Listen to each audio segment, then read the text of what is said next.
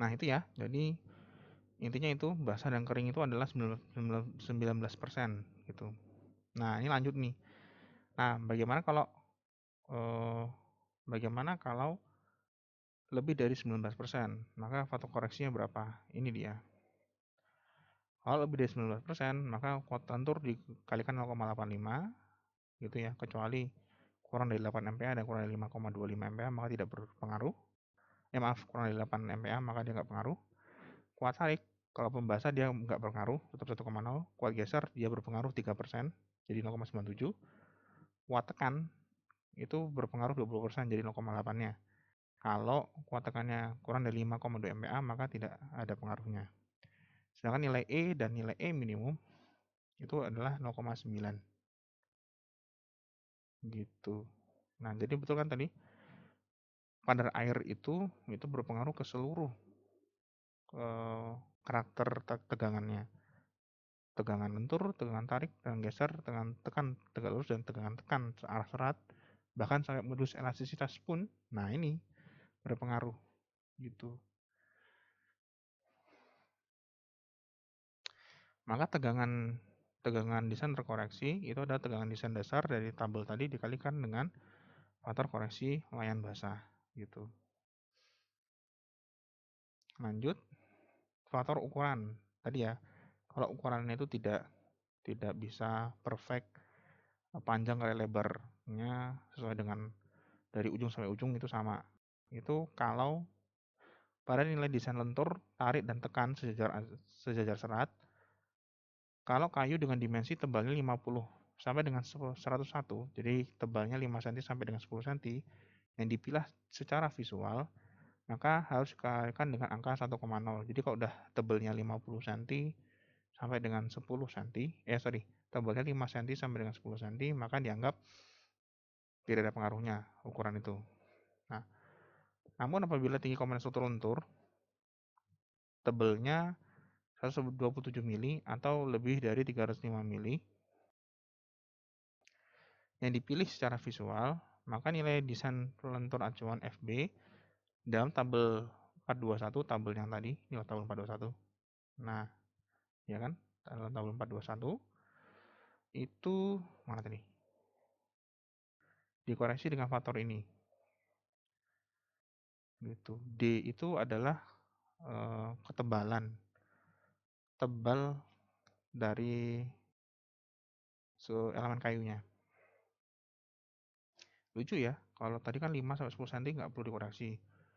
Tapi kalau 12,7 cm gitu ya, atau lebih dari 30 cm, maka perlu dikoreksi. Oh, iya, berarti makin besar kemungkinan dia ketidak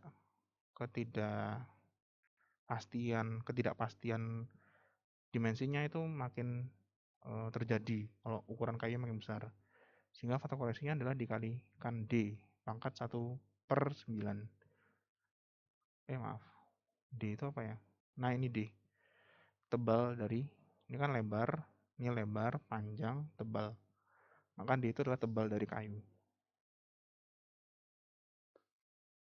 Maka tegangan ini hanya berlaku pada tegangan lentur.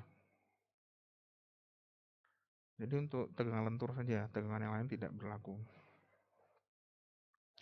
Faktor penggunaan rebah. Jadi ketika kayu dengan tebal 5-10 cm dibebani pada sisi mukanya, maka lagi-lagi tegangan lentur harus dikalikan dengan faktor rebah, yaitu seperti ini. Gitu ya. Nah ini, tebal itu D, lebar itu adalah B. Jadi ya memang agak susah ini ya. Tinggi kok lebar. Tapi maksudnya begini. Jadi kalau lebarnya 10 sampai 20 cm, iya 10 sampai 20 cm, tebalnya antara 5 sampai 10 cm, maka ini faktor pengaruh rebah itu memperbesar malah ya. Justru memperbesar tegangan izin dari kuat lentur. Nah ini. Jadi memang bebannya bekerja pada komponen struktur yang ditaruh tidur atau rebah. Untuk tumpu ada namanya faktor koreksi luas tumpu, itu ini. Yang terkoreksi adalah hanya pada yang tegak lurus, tekan tegak lurus serat gitu ya. Itu dikoreksi dengan ini.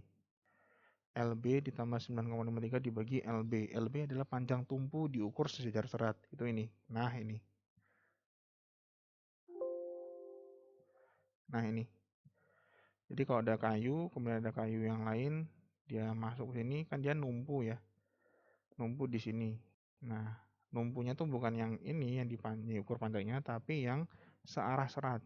Kalau seratnya kan ke arah horizontal, maka dari kontak sini sampai ke kontak sini. Ini adalah panjang LB, atau panjang tumpunya.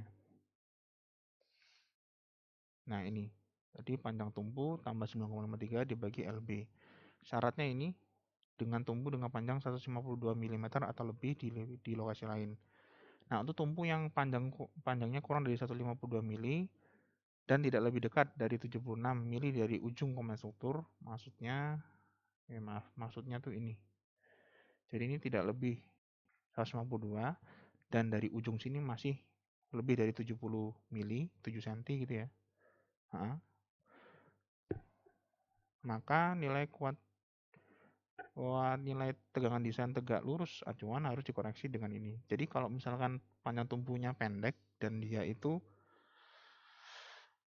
tidak lebih dekat. Jadi dia itu kondisinya jauh dari ujung, pendek tapi jauh dari ujung, maka dikoreksi dengan ini.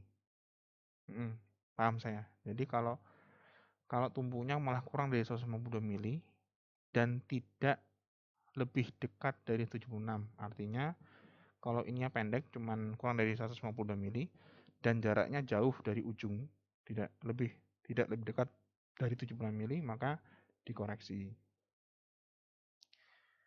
Maka ini kesimpulannya, kalau disimpulkan faktor koreksinya sebanyak ini.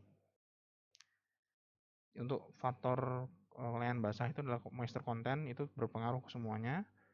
Durasi kecuali ini tegangan tegak lurus dan nilai E. Stabilitas balok itu pada hanya ini, nanti saya jelaskan ketika batang lentur. Ukuran itu pada ukuran pada tarik, tekan, dan lentur. Rebah itu pada lentur. Tusukan, nah nanti kita pelajari di komponen strukturnya. Itu berpengaruh semuanya.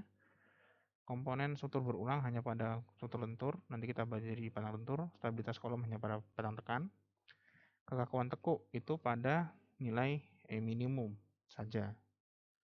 Faktor luas tumpu hanya pada tegangan tegak lurus arah serat.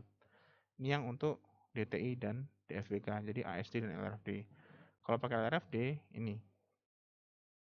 Jadi tadi sih nilai tegangannya diperbesar, kemudian tapi ya diperkecil, dikasih faktor waktu. Nah, nanti kita hanya menggunakan yang warna putih ini saja kok. Tidak main ke sini kita.